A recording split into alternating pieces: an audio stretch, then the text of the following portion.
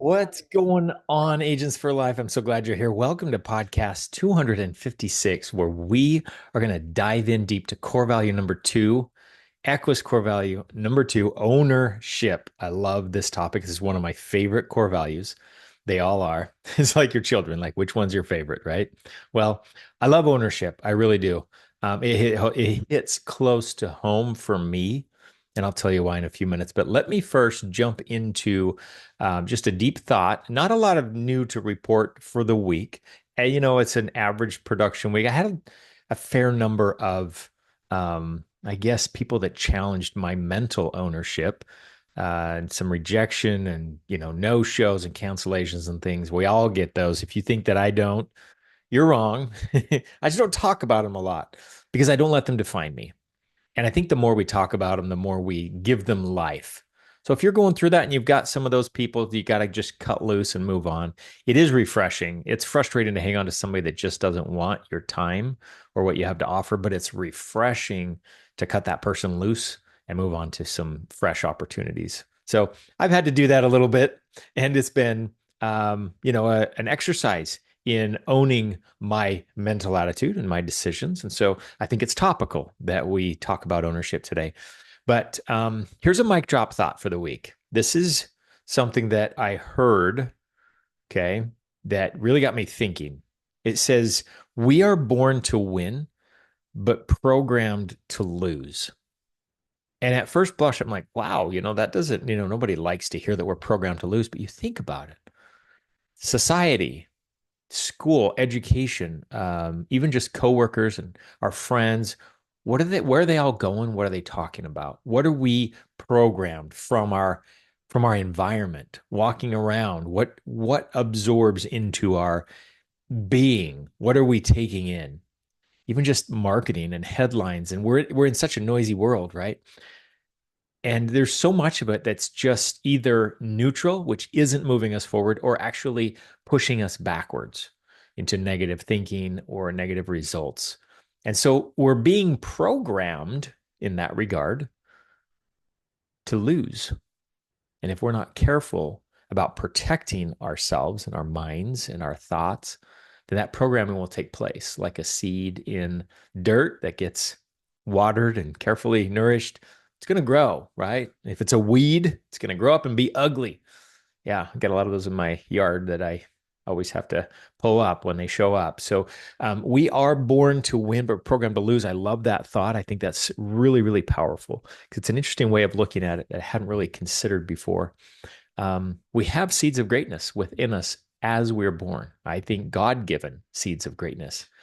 And yet we go through life and get trampled down and get told we can't do it. And we start hanging out with people that aren't going very far and they start rubbing off to us. And all those things happen. And here we are at Equis, winning team, people moving, people helping each other. And that's why we're so protective about our environment, is that we truly are trying to make a difference here and give you a place that you can always go to flourish and where your mind will be challenged in a positive direction instead of being programmed to lose.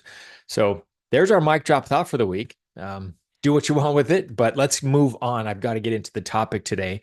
Ownership, core value number two. When you first think of ownership, you think, when you're a kid, it's interesting because kids are really, they're emphatic about what they own. That's my toy. This is my dresser. These are my shorts, right? That's my hanger. Because I think they're staking their claim in the world, and they're telling you which things are theirs. And they start owning things. I walk around the house and, it's like the settlers of a land for the first time, staking their flag. This is mine. This is mine. That's mine. So I think it's born in us to seek after and appreciate and love to own things that we call our own. So I think in a traditional sense, in when you first start thinking about ownership, it's, tangible assets. Do you own or do you rent? Right? What are you still paying on? Do you own a car or are you paying on it? It's so liberating to not have debt, right? But that's more of a traditional ownership kind of a model. I want to take it a little deeper though, because ownership really is more than just what you've paid off and what you haven't. Let's turn to Wikipedia. Why not?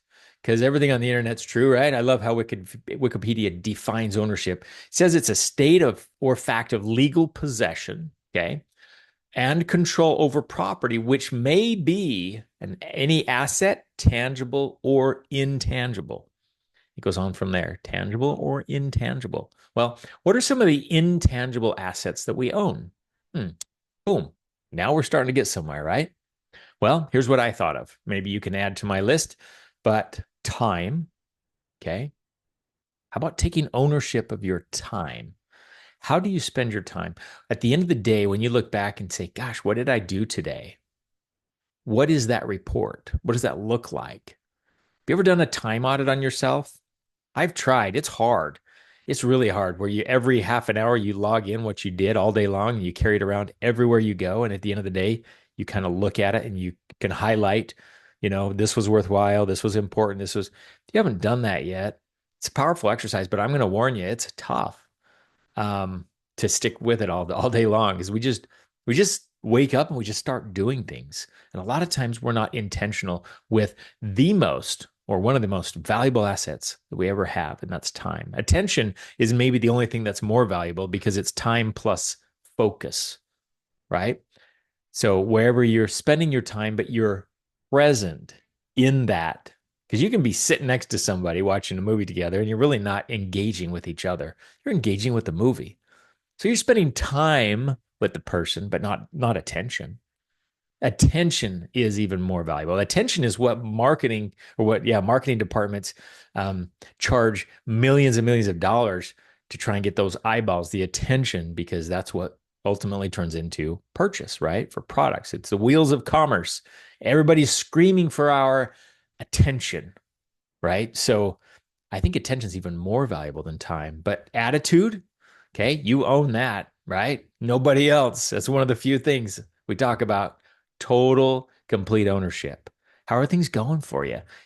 They say the true measure of a man is revealed not when things are great, because everybody can be happy and kind and nice when things are going well. But the true measure of a man is measured when things aren't going so well, when the guy's going through some tough times, when life throws some curveballs. That's when true colors come out. Who are you then? Right? That's what reveals your true character. So what is your attitude during the downtimes? Are you dwelling on the negative?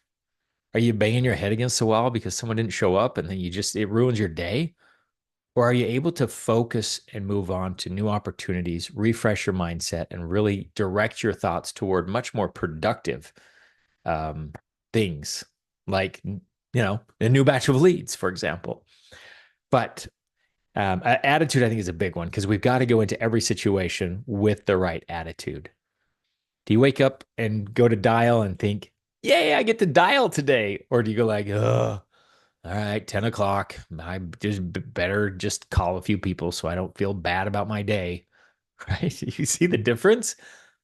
Like, we get to do this. What a blessing it is to go and protect families and make an income and be able to provide for our family while providing such a meaningful service. And yeah, we get beaten up. Yeah, people think that we're, scammers or pushy salespeople or whatever we get labeled. We know it's not true, but we deal with it, right? But what is your attitude? Like, how do you react as a result of a bad day or a bad comment or, a negative Nancy or whoever we come across? So that's true ownership, is really controlling that attitude. And that's tough. Energy, I'd put that in there for sure. Wake up, you only got so much energy that you're going to direct towards something. You get to own what you put your energy into. Effort, again, same thing. Your heart, right? Your focus. I talked about focus, but what else? There's a whole list of intangibles that we get to own every single day, above and beyond the traditional definition of what we own and what we rent or what we don't own, right? So ownership is at the core, I think, of everything that we do, because that spills over into relationships. It spills over into, your work ethic. It spills over into how you approach your business and how you wake up and show up every single day. So I'm going to challenge you to truly embrace core value number 2 this week. and truly own some of these intangibles. Maybe you've kind of let things slip a little bit. Maybe, um, maybe it's your attitude that slipped a little bit, or maybe it's your focus or your energy or your time. Um, Time is a big thing that I'm trying to improve on. I had a conversation with my wife about this just last night. I am not the best at managing my time, admittedly, and I'm letting you all know. I do my best, but there's a lot of room for improvement. And so I see time as, every second, every minute that passes by, you never get that back. And sometimes I forget. I should go through the day and I'm like, kind of look back at the day. I'm like, what did I really do today that was meaningful? Anyways, not to get sidetracked, but that's an example of something that I'm really working on is owning my time, my calendar, and really being accountable for what I do during the day. And so I'm going to challenge you to pick something that you've maybe gotten a little laxed on, where you need to ramp up your ownership, recommit, and owning it inside and out. Because here at Equis, as CEOs of our own business, we truly do own all these things. And no one else can do them for you. No one else is going to. You have to be the one that steps up day in and day out and make it happen, because you are the CEO and ultimately you're in full ownership of all these things. And so I hope this has been helpful. I hope you'll take my challenge to heart, and look forward to chatting with you next week. Thanks for listening.